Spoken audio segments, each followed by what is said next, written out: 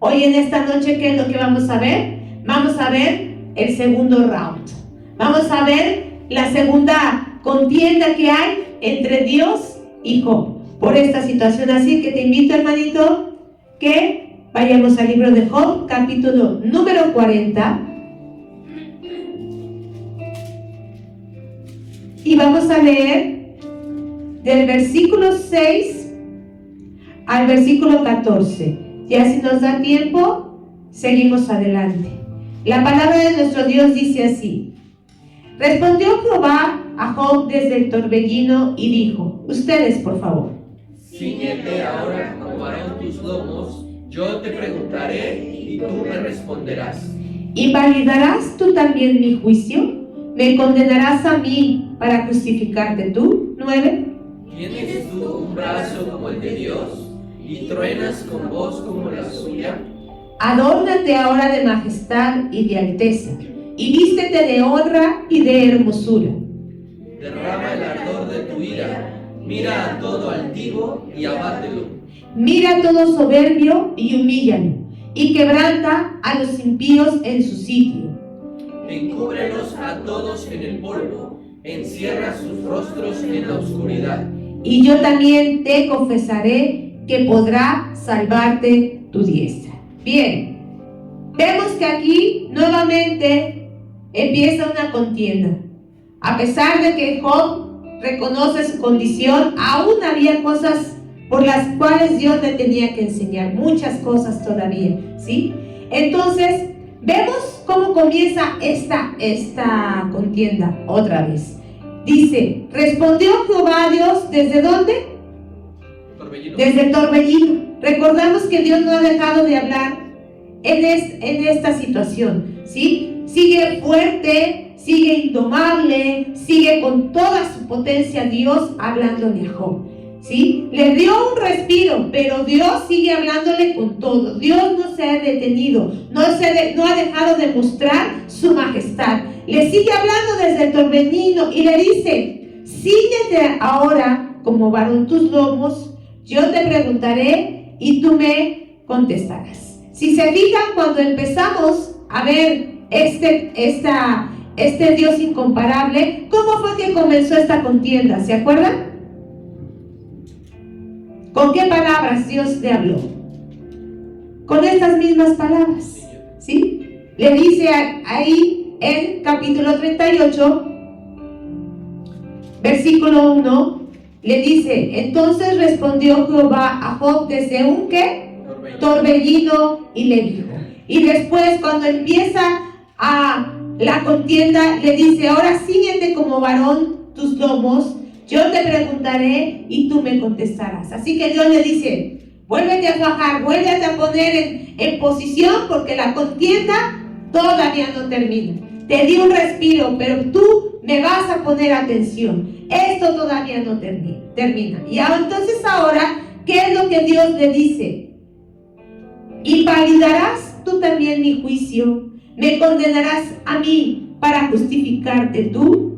Dice el Señor, muéstrame ahora tu valentía y respóndeme estas preguntas. ¿Pretendes declararme injusto y culpable a fin de que tú parezcas inocente? Vemos que en muchas de las quejas que Job tuvo contra Dios, fue una de estas, ¿verdad? Que él sentía que Dios era injusto. ¿Por qué? Porque ¿cuál era la idea de ellos? Que el justo no podía ser castigado. Solamente los impíos tenían que recibir castigo. Los injustos no podían recibir castigo. Y otra de las cosas que Job decía mucho era que Dios se complacía de ver el sufrimiento de los justos y cómo es posible que los impíos prosperaran. Entonces, en todos esos cuestionamientos, por eso es que Dios le dice ahora, ¿invalidas mi juicio para justificarte tú? Dice, ¿me condenarás a mí para justificarte tú? Aún faltaba mucho por enseñarle Dios a Job, ¿sí? Aquí Job se equivoca al decir que Dios no era justo para con él. Queda más de manifiesto que a Job todavía le faltaba conocer mejor a Dios para entender su voluntad. ¿Qué es lo que hace en nosotros a veces quejarnos de Dios en medio de situaciones difíciles? Que no lo conocemos, que no conocemos realmente al Dios en el que hemos creído, que nos hace falta conocer más de Él, porque si realmente lo conociéramos, no altercaríamos con Él, sino que simple y sencillamente nos humillaríamos delante de su voluntad. Pero a veces llegamos nosotros a condenar incluso a Dios, a cuestionar sus juicios, porque no le conocemos. Y yo te pregunto, hermano, ¿alguna vez has pensado que Dios es injusto con la situación? Sí, hemos pensado. Y cuando le decimos, es que no se vale, es que no es posible esto, porque a veces el enojo, la frustración, el dolor, la situación en la que estamos nos rebasa tanto, ¿sí? Que eso es lo que llegamos a pensar. Recordemos, hermano, ¿cómo le vino a Job todo esto? ¿Cómo le vino a Job? ¿Cómo le vino toda esta prueba? Primero fue una, luego pasó un tiempo y le vino otra, y luego pasó el tiempo y le vino otra. ¿O cómo le vino todo a Job? De repente. ¿Se lo esperaba? Obviamente no. ¿Y cuántos de repente nos han sucedido? ¿O le ha sucedido a la gente? En esos de repente, hermano, es cuando nos provoca en nosotros un caos. Provoca un caos en nuestra vida. Esos de repente, que de repente sucede esto que pues, obviamente no te esperabas. Viene la enfermedad, viene la crisis, viene una situación familiar, viene una situación laboral. Muchas cosas vienen de repente. Y entonces, ¿qué provoca en nosotros? Un caos. Nos saca de onda, ¿no? Como decimos. ¿Qué está pasando? ¿Qué está sucediendo? ¿Por qué me viene esta situación a mí? Y eso es lo que le estaba pasando a Job, ¿sí? En medio de esa situación tan difícil, por eso Dios le dice, ¿me condenarás a mí para justificarte tú? Y después le dice en el versículo número 9, ¿tienes tú un brazo como el de Dios y truena con voz como la suya? Dice en otra versión, ¿acaso eres tan fuerte como yo? ¿Es tu voz de trueno como la mía? ¿Qué quiere decir esto? ¿Estaban al mismo nivel Job y Dios? Obviamente no. Pero ¿cuántas veces o en cuántos momentos queremos ponernos, como decimos, al tú por tú con Dios? ¿Cuántas veces queremos ponernos así? Al tú por tú. ¿Y por qué Job llegó a tal atrevimiento? ¿O por qué puede pasar esta situación? El hecho de que Dios expresara bien de él, que lo cuidara, que lo prosperara, que dijera tantas cualidades, no quiere decir que estaban al mismo nivel, ¿o sí? A veces Dios porque te bendice, Dios porque te usa, Dios porque te contesta tus peticiones, ¿crees que por eso puedes estar al mismo nivel que Dios? Obviamente no. Pero ¿cuántas veces la soberbia, la altivez, la vanidad, el no reconocer a Dios en todos nuestros caminos puede llegarnos a pensar esto? Bueno, Señor, pero si yo soy esto, yo soy aquello, ¿por qué me viene esto a mí? ¿Por qué me está pasando? ¿Sí? Por eso es que Dios le dice, truena tu voz como la mía, es tu brazo como el mío, tienes tú la fuerza que yo tengo o la autoridad que yo tengo. ¿Alguna vez has sido irrespetuoso con Dios, hermano? Piénsalo. ¿Alguna vez has sido irrespetuoso? ¿Has querido ponerte al tú por tú contra Él? ¿Has querido y crees que tienes toda la autoridad y crees que tienes todo el poder como para poderlo cuestionar o ponerte con Él, como dicen, con Sansón a las patadas? No, hermano. Y a veces en medio de la situación nos lleva a esto, a ser irrespetuosos, a cuestionarle a todo Él. ¿Y qué es lo que le estaba mostrando con esto Dios a Job? Que la justicia solo le pertenece a Dios.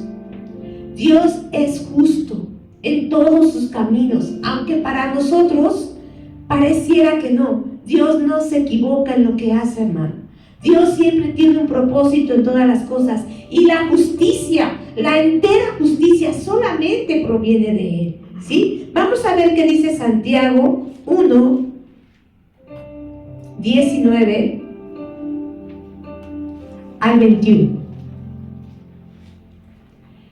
Dice: por esto, mis amados hermanos, todo hombre sea pronto para oír, tardo para hablar y tardo para irarse. Porque la ira del hombre no obra la justicia de Dios. Por lo cual, desechando toda inmundicia y toda abundancia de malicia, recibid con mansedumbre la palabra implantada, la cual puede salvar nuestras almas. ¿Qué nos está recomendando aquí Santiago?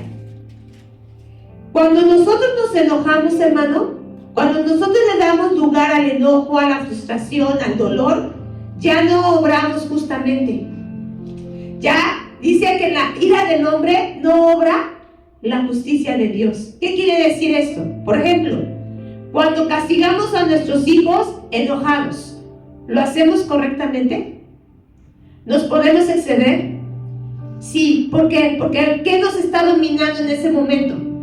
El enojo. El enojo. Entonces, ya ahí ya no obra la justicia de Dios.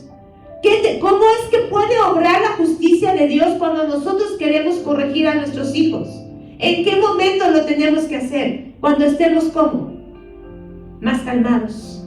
Y entonces lo hagamos con sabiduría, no por encima de nuestro enojo. Y muchas veces nos hemos equivocado, nosotros como padres, nos hemos equivocado porque los hemos castigado o corregido cuando estamos enojados, cuando estamos en el momento más difícil.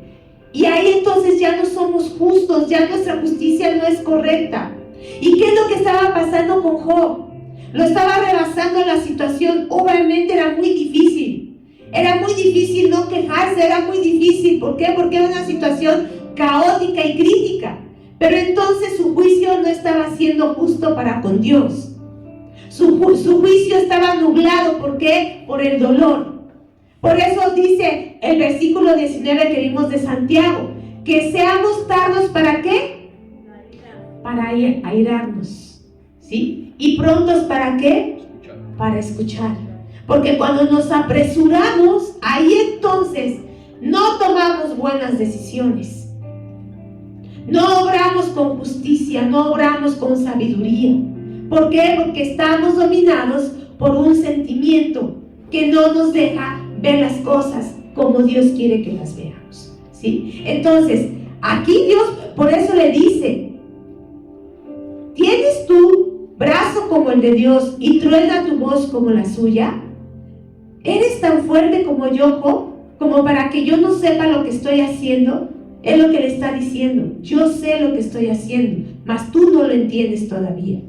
Y entonces Dios es sarcástico. Hemos visto cómo Dios llega a ser sarcástico con Job. Y le dice, versículos 10 al 14, fíjate lo que le dice: adórnate ahora de majestad y de alteza, vístete de honra y de hermosura, derrama el ardor de tu ira, mira todo altivo y abátelo, mira todo soberbio y humíllalo, y quebranta a los impíos en su sitio.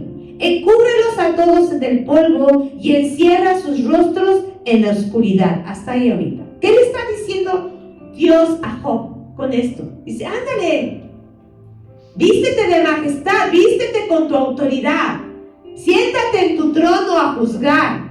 Y le está diciendo Dios, fíjate lo que dice en otra versión, le dice: siéntate en la silla de Dios y juzga al mundo.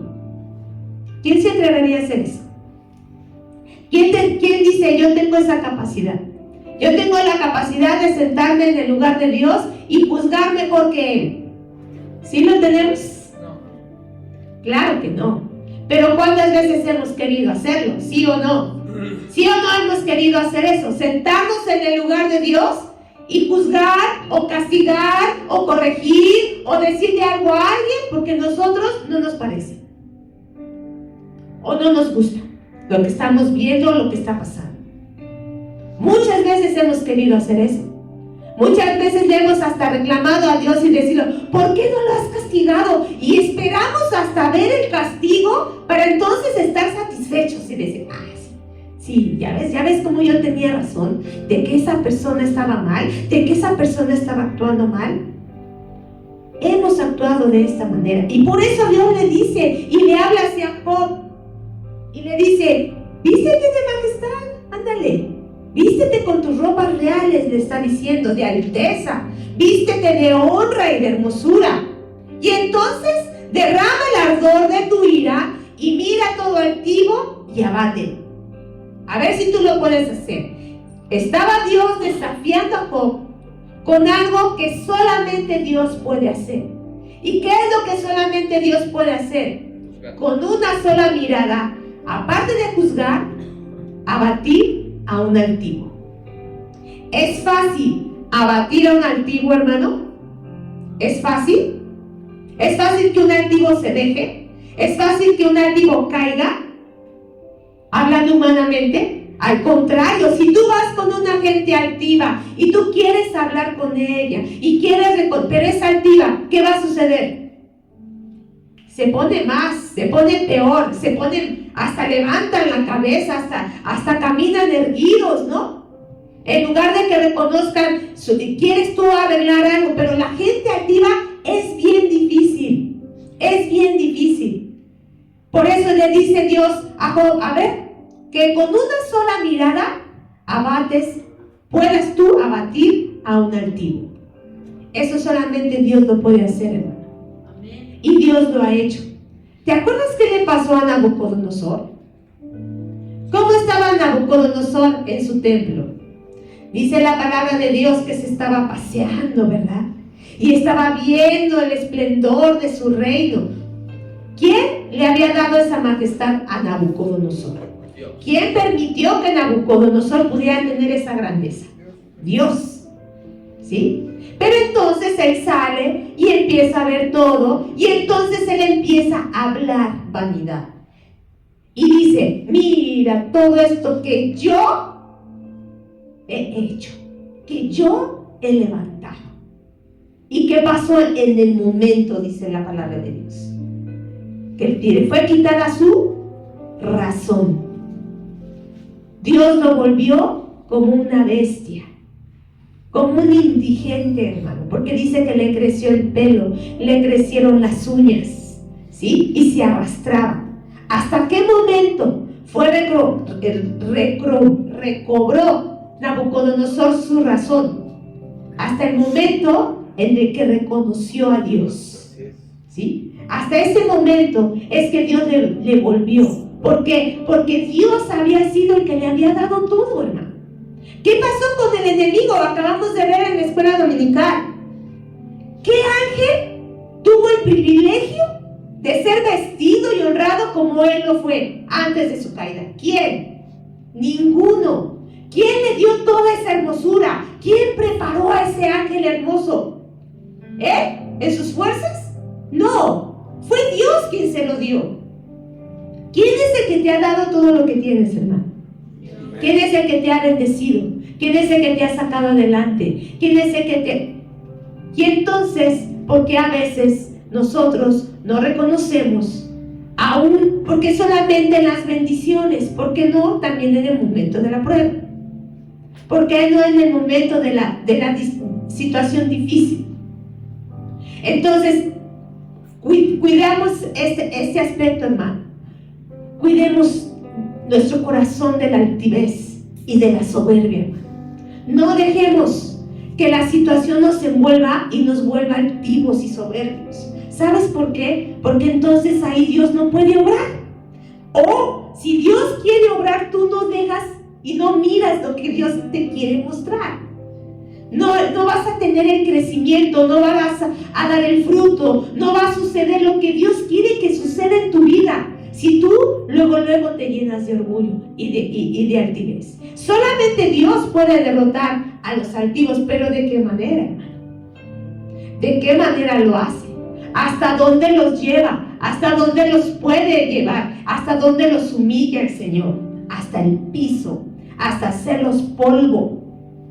¿Se acuerdan de aquellos que fueron contra el pueblo de Israel y dijeron que Dios solamente era Dios en los montes, pero no en los valles? Y dijeron, nos vencieron porque su Dios es Dios de montes, pero vamos a los valles, vamos al valle y verán si ahí no nosotros los acabamos. ¿Y qué pasó? También en los valles Dios los derrotó porque hablaron contra Él. Y Dios se glorificó y Dios los derrotó. Por eso la palabra dice que a los altivos, ¿qué hace Dios? ¿Cómo los mira? De lejos. O sea, Dios no los soporta. A un altivo Dios no los soporta. Porque en un altivo no puede obrar Dios. Porque en un altivo Dios no se glorifica. El altivo se glorifica a sí mismo y quiere obrar conforme a su entendimiento, conforme a su conocimiento, conforme a su justicia. Y entonces, por eso aquí le dice Dios a Job, a ver, hazlo. Eres tan fuerte, tienes el brazo tan grande, tienes la boca tan larga, a ver, abate a un altivo. Hazlo como yo lo hago. ¿Tienes esa fuerza? Y entonces, fíjate cómo concluye y le dice el versículo 14, y yo también te confesaré que podrá salvarte tu diestra. En otra versión dice, yo también diré que tú te puedes salvar. Reconoceré que tú te has salvado. Y así es. ¿Podemos salvarnos a nosotros mismos, hermanos? Tenemos tal fuerza, tal sabiduría, tal entendimiento, tal poder para podernos salvar nosotros mismos. ¿Nuestras obras de justicia son suficientes para salvarnos? No, hermanos. Así como la justicia solamente pertenece a Dios, la salvación solamente pertenece a Dios. Es lo que le está diciendo aquí Dios a Job. No solo la justicia me pertenece, sino también la salvación. Vamos a ver qué dice Tito, capítulo número 3, versículos 4 al 6.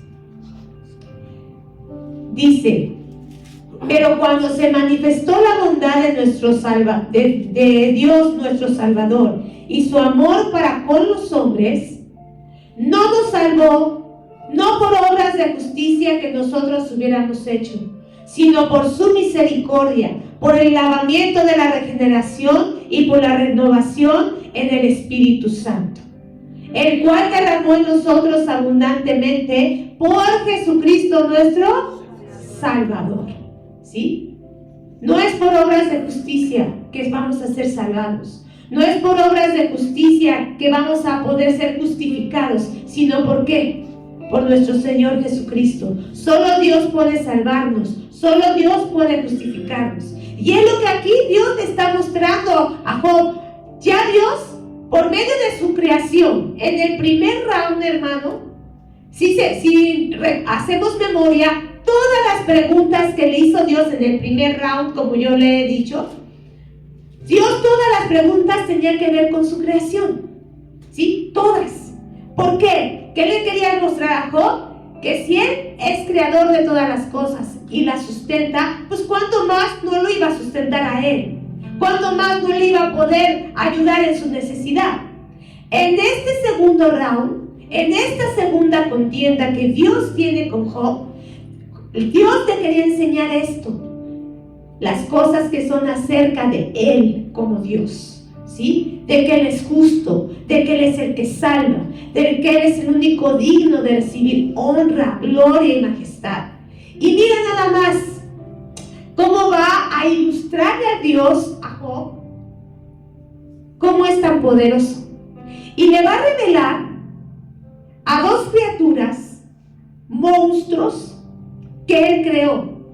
Y uno de ellos se llama Behemoth. ¿Alguno de ustedes lo había escuchado? Behemoth y Leviatán. A Leviatán sí lo habían escuchado, ¿verdad? Pero a Behemoth no lo habían escuchado. Pues vamos a ver cómo Dios culmina esta contienda y esta enseñanza con Job, mostrándole dos monstruos. Y vamos a ver qué es lo que le quería enseñar Dios a Job. Y vamos a leer los versículos que siguen. Vamos a terminar el capítulo número 40. Y aquí viene la descripción de Behemoth. Pero antes de que lo leamos, les voy a dar unas características. Behemoth significa en hebreo bestia, animal doméstico, bestia grande o bestia gigantesca. Solo aquí en Job vamos a encontrar esta referencia. No hay otra referencia en toda la Biblia acerca de esta bestia, de este ser que se llama Behemoth. Behemoth y Leviatán, junto con otro animal que aquí, por más que busqué referencias, por más que busqué, no lo encontré en la Biblia. Y es otro animal que se llama Cis. Z-I-Z. Este es un pájaro gigante. Según algunos estudiosos, estos tres monstruos, Behemoth, Leviatán y el Cis, son considerados mitología hebrea. ¿Pero qué es una mitología? ¿Qué es un mito? Algo que no está comprobado, algo que no es real, ¿sí? Y así lo consideran como mitología griega, ¿sí? Hebrea, perdón. Y dicen que el Cis es un pájaro gigante que guarda los aires, que Behemoth es el animal que defiende la tierra y Leviatán el animal que defiende los mares. Pero esto del Cis, por ejemplo, no viene en la palabra de Dios como tal, como Cis, no viene. Dan la referencia de un salmo, pero no aparece ni en hebreo, ni en ningún, esa palabra, no sé de dónde lo sacaron. Entonces, eso es lo que dicen, ¿sí? Eso es lo que se cree. Pero vamos a ver si realmente esto es mito o es realidad, ¿sí? Entonces, aquí Dios va a describir a esta bestia. Y a lo mejor, con la descripción y más o menos lo que les voy a decir, conocemos lo que es Behemoth. Vamos a leer versículos 15 en adelante hasta el 24, lo vamos a hacer de manera alternada. Dice: he aquí ahora Behemoth, el cual dice como a ti, hierba come como buey. Ustedes. He aquí ahora que su fuerza está en sus lomos y su vigor en los músculos de su vientre. Su cola mueve como un cedro y los nervios de sus muslos están entretejidos. Sus huesos son fuertes como bronce y sus miembros como barras de hierro. Él es el principio de los caminos de Dios. El que lo hizo puede hacer que su espada a él se acerque. Ciertamente los montes producen hierba para él y toda bestia del campo retosa allá.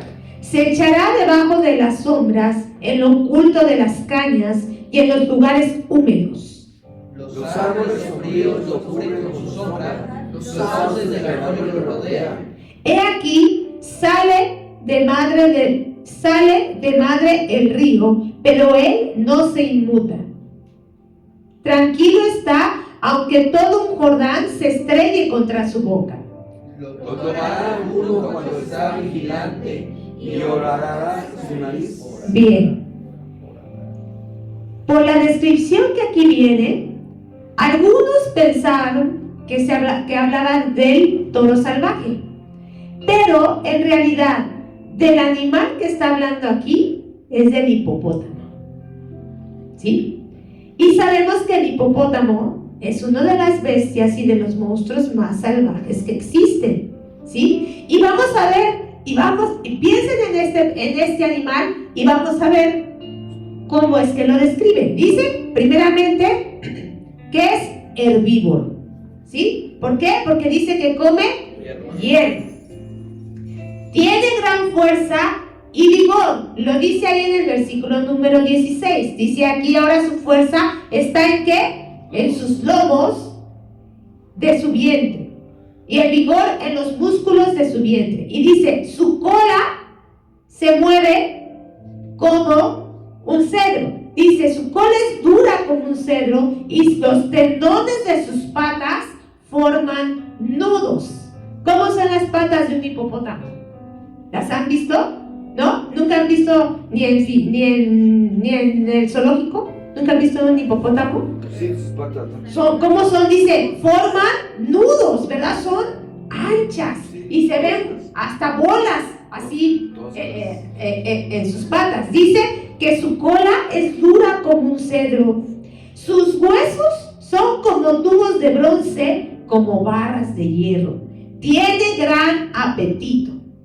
Y es uno de los animales que bebe gran cantidad de agua. En otras versiones dice que ni el río Jordán puede saciar su sed, ¿sí? Por eso es que dice que si viene el río Jordán contra él se queda tranquilo.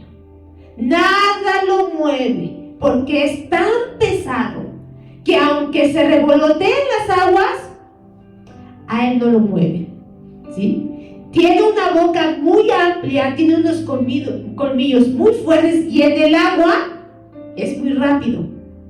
Es rapidísimo el hipopótamo, ¿sí? Dice que vive entre los juncos, ¿sí? ¿Cómo se sumerge el hipopótamo? Tiene esa capacidad de sumergirse, su nariz por eso está al frente y sus ojos están en la parte de arriba, para que entonces él se pueda sumergir y él ahí habita tranquilamente, ¿sí? Dice, ¿quién es capaz de agarrarlo y sacarle los ojos?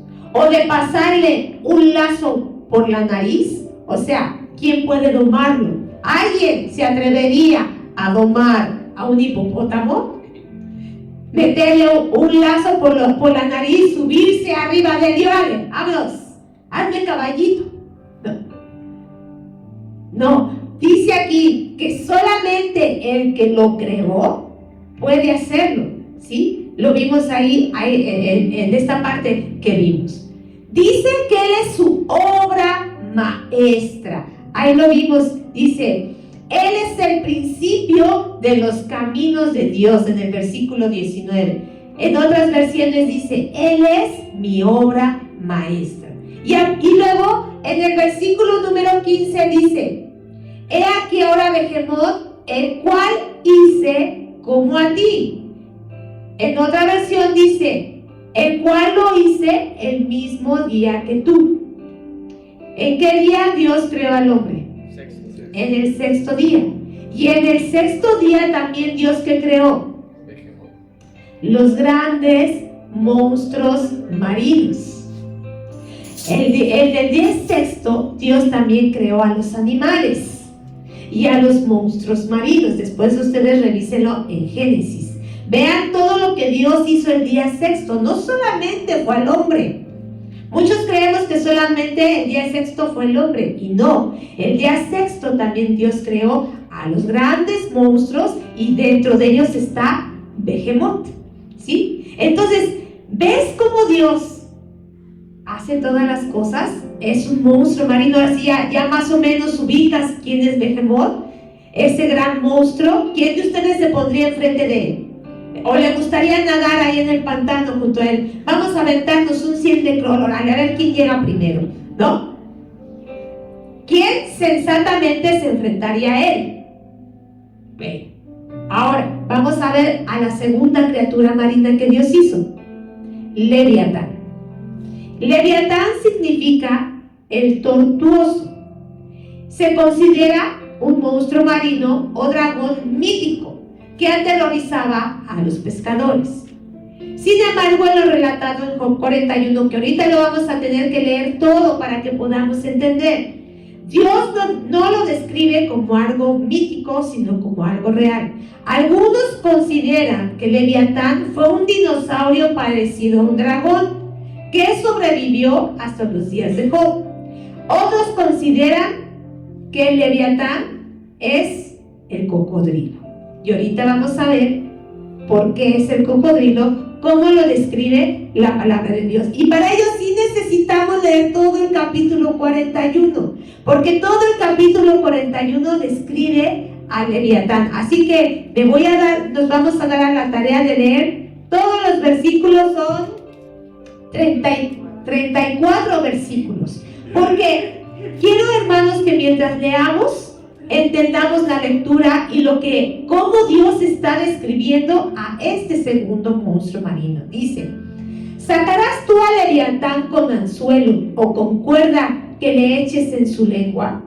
¿Pondrás tu soga en sus narices y horadarás con garfio su quijada? ¿Multiplicará él ruegos para contigo? ¿Te hablará él lisonjas? ¿Hará pacto contigo para que lo tomes por siervo perpetuo? ¿Jugarás con él como con pájaro? ¿O lo atarás para tu niña? O sea, ¿se lo llevarás de mascota para tu hija? Es lo que está diciendo.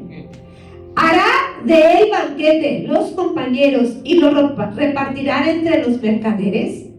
¿Cortarás tú con cuchillo su piel o con arpón de pescadores su cabeza? Pon tu mano sobre él y te acordarás de la batalla y nunca más volverás. He aquí que la esperanza acerca de él será burlada, porque aún en una sola vista se desmayan. Otra versión dice: el que esté enfrente de él se va a desmayar. Nadie hay tan osado que lo despierte. ¿Quién pues puede estar delante de mí? ¿Quién me ha dado a mí primero para que yo restituya? ¿Qué dice? Todo lo que hay debajo del cielo es mío. No guardaré silencio sobre sus miembros ni sobre su fuerza y la gracia de su disposición. ¿Quién descubrirá la delantera de su vestidura? ¿Quién se acercará a él con su freno doble? ¿Quién abrirá las puertas de su rostro? Las hileras de sus dientes espantan. La gloria de su vestido son escudos fuertes, cerrados entre sí estrechamente. El uno se junta con el otro. ¿Qué viento no entra entre ellos? Pegado está el uno con el otro. Pegado está el uno con el otro. Están trabados entre sí que no se pueden apartar. Con sus estornudos se enciende lumbre y sus ojos son como los párpados del alma. De su boca salen hachones de fuego, centellas de fuego proceden. De sus narices sale humo, como de una olla o caldero que hierve. Su aliento enciende los carbones y de su boca sale llama. En su cerviz está la fuerza, delante de él se esparce el desaliento. Las partes más flojas de su carne están endurecidas. Están en él firmes, no se mueven. Su corazón es firme como una piedra. Aquí está hablando de su pecho, no del corazón, sino de su pecho. Y fuerte como la muela de abajo. De su grandeza tienen temor los fuertes. A causa de su desfallecimiento hacen por purificarse. Cuando alguno lo alcanzare, ni espada, ni lanza, ni dardo, ni corcelete durará. Estima como paja el hierro y el bronce como leño podrido. Saeta no le hace huir, las piedras de honda le son como paja. Tiene toda arma por hojarasca y del bladir de la jabalina se burla. Por debajo de sus agudas conchas imprime su agudez en el suelo. Hace hervir como una olla el mar profundo y lo vuelve como una olla de ungüento. En pos de sí hace resplandecer la senda, que parece que el abismo es cano. No hay sobre la tierra quien se le parezca, animal hecho exento de temor. Menosprecia toda cosa alta, es rey sobre todos los soberbios. ¿Te fijas cómo describe a Leviatán? ¿Te lo imaginaste mientras lo fuiste leyendo? ¿Te fijas cómo dice que es su coraza? Dice que ni el viento ¿qué? Entra. Está tan entrelazadas sus escamas que nada lo puede penetrar. Dice que cualquier lanza, cualquier arma, dice que no le hacen nada. Dice que son como paja, ¿sí? Que la parte de abajo no le lastima nada. ¿Cómo dice que son sus dientes? ¿Sí? ¿Te fijaste cómo lo fue describiendo? ¿Cómo fue describiendo a este animal? ¿Es mítico?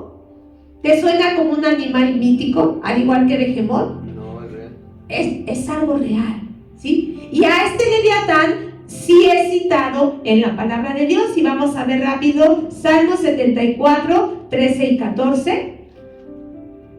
Dividiste el mar con tu poder, quebrantaste cabezas de monstruos en las aguas. Magullaste las cabezas del Leviatán y lo diste por comida a los moradores del desierto. También lo cita Salmo 104, 26. Allí andan las naves, allí está el Leviatán que hiciste para que jugase en él. Isaías 27, 1, por favor. En aquel día Jehová castigará con su espada dura y grande y fuerte al Leviatán. Fíjate aquí cómo lo describe. Serpiente veloz. Y al Leviatán, serpiente ¿qué? Tortuosa. ¿Te acuerdas que te dije que significa Leviatán? Tortuoso. Y matará al dragón que está en el mar. Aquí como lo describe también como un dragón. Dice que de sus narices ¿cómo salía? Fuego, ¿sí? Fíjate nada más cómo Dios describe a estas dos bestias, ¿sí? ¿Quién puede hacerles frente a estas dos bestias? ¿Quién en su cabal juicio puede dominar a estas y que viva? Y que pueda decir, yo pude dominarlas, yo pude hacer con ellas. Dice aquí, ¿quién la quiere domar y llevársela a su hija para que sea su mascota? ¿Quién le llevaría a su hijo de mascota un hipopótamo o un cocodrilo? ¿No? ¿Qué quisiera hacer? Si ya con un perro o un gatito ya es demasiado, ¿no? O un ganso. ¿Quién ha tenido gansos? Los gansos son bien salvajes también y muerden bien feo, te corretean bien feo. Son bien salvajes los gansos. Ahora imagínate, llévale un cocodrilo a tu hija para que jueguen con él. O un hipopótamo, ¿no? Dice aquí Dios, no hay quien pueda con estos dos monstruos que yo creé. ¿Y con qué finalidad Dios le muestra a estos monstruos a Job? ¿Qué puede provocar estos monstruos? ¿Qué puede provocar? Miedo, terror. Y si son sueltos, ¿qué provoca? Caos. Puede provocar un destrozo. Dice que el Leviatán cómo remueve el mar, cómo lo agita. El Leviatán agita el mar, lo remueve. ¿Qué es lo que le está mostrando Dios a Job con estas dos bestias? Que puede venir caos, que puede venir situaciones que remuevan todas las cosas. Pero ¿quién creó esas bestias? Dios. ¿Quién es el único que puede dominarlas? ¿Quién es el único que les da la orden a estas bestias? Dios. Dios es quien las creó con un propósito. Estos animales tienen un propósito para Dios. Tienen una finalidad. Las situaciones por las que pasamos tienen una finalidad. Aunque las veamos como un monstruo en nuestras vidas. Aunque pensemos que no vamos a poder con ellas. Aunque esas situaciones traigan un revuelo, ¿sí? Pero ¿qué dice?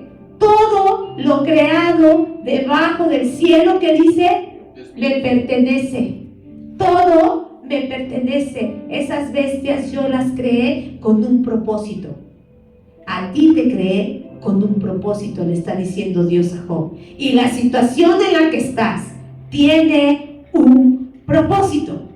Y eso es lo que Dios quiere que tú y yo entendamos en esta noche, hermano. Todo Dios lo tiene bajo su control. No hay nada que se salga del control de Dios. No hay nada que sea por casualidad. No hay nada que sea suerte. No hay nada que no tenga un propósito en nuestras vidas. Aunque en el momento para nosotros no. Aunque en el momento a nosotros nos agobie. Aunque en el momento nosotros no lo entendamos. Aunque en el momento nos cause dolor, angustia, desesperación. Dios todo lo tiene bajo su control. Nada se sale bajo su control. Si tú te entregas a Él, si tú te sometes a su voluntad, tú vas a poder, primero, conocer mejor a tu Dios. En medio de esa prueba, en medio de esa situación, puedes conocer mejor a Dios. Y segundo, va a haber un propósito.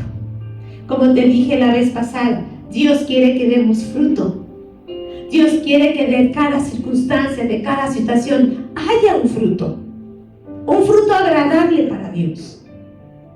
Te pregunto, hermano, ¿qué situación estás pasando? ¿Por qué situación estás atravesando? ¿Estás dejando que Dios tome el control o lo estás haciendo tú? ¿Estás entendiendo a Dios cómo es en tu vida? ¿Estás viendo qué propósito Dios tiene para ti? Entonces sigue esperando. Si aún no entiendes, si aún crees que es injusto, si aún en ti hay coraje, si aún en ti hay dolor, si aún en ti hay desesperación, deja que Dios siga obrando entonces. Espera que Dios traiga esa respuesta a tu vida. Hermano, no siempre vamos a tener la explicación de lo que sucede. Muy pocas veces vamos a tener incluso la explicación.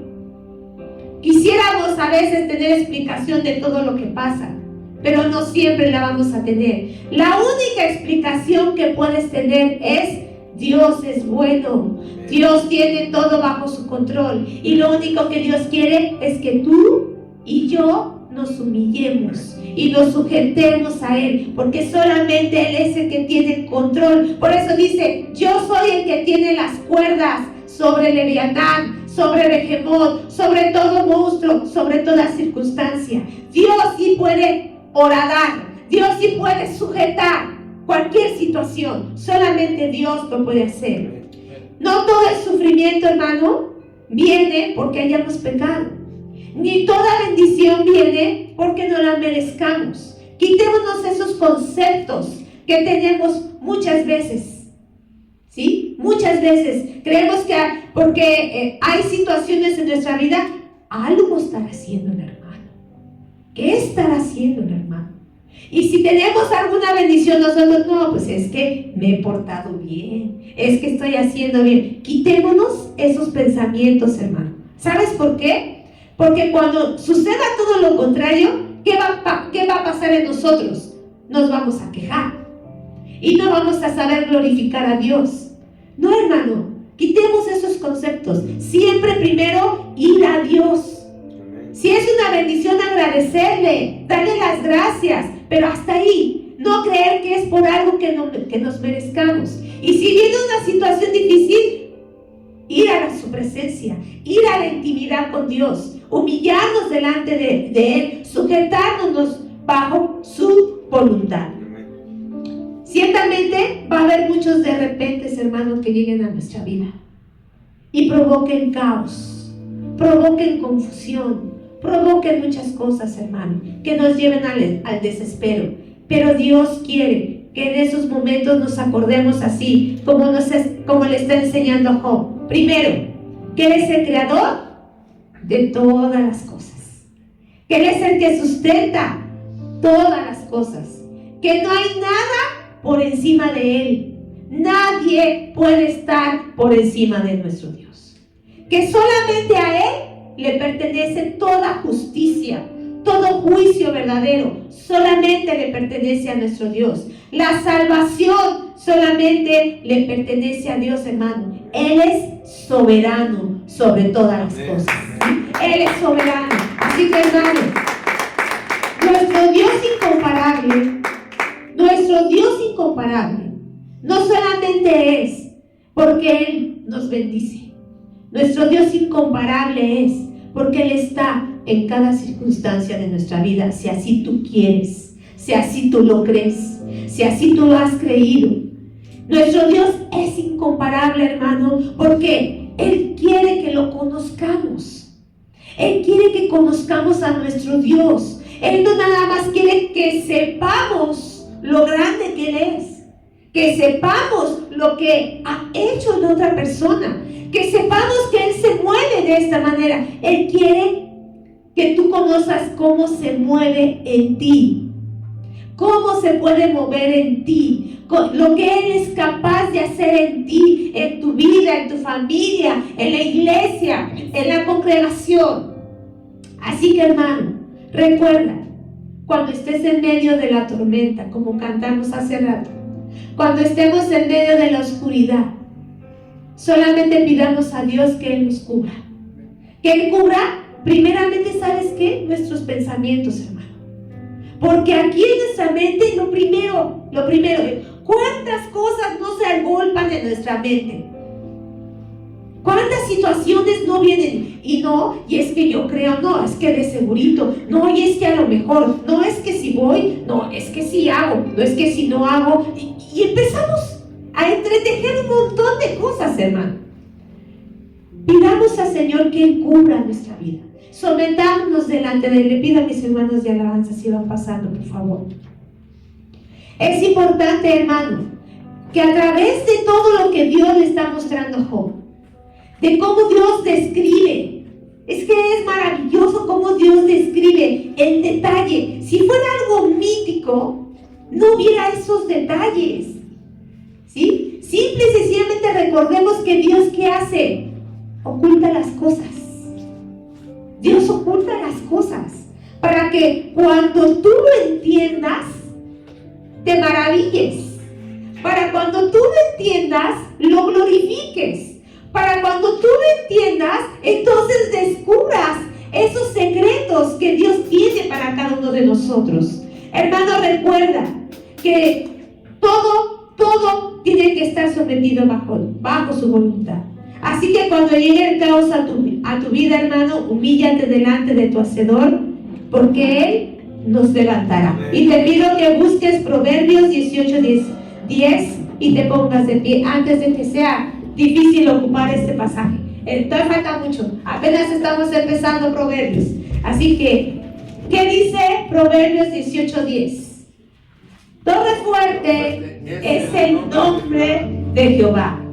A Él correrá el justo. ¿Y qué va a pensar? Será levantado, hermano. Será levantado. Y lo vamos a ver cómo Dios va a levantar a Job. Y vas a ver cómo Dios va a levantar tu vida cuando tú corras a Él, cuando tú vayas a Él. Dice que a Él va a correr el justo y será levantado, no humillado, no apartado. El altivo sí, pero el que va y se humilla delante de Él, dice la palabra, que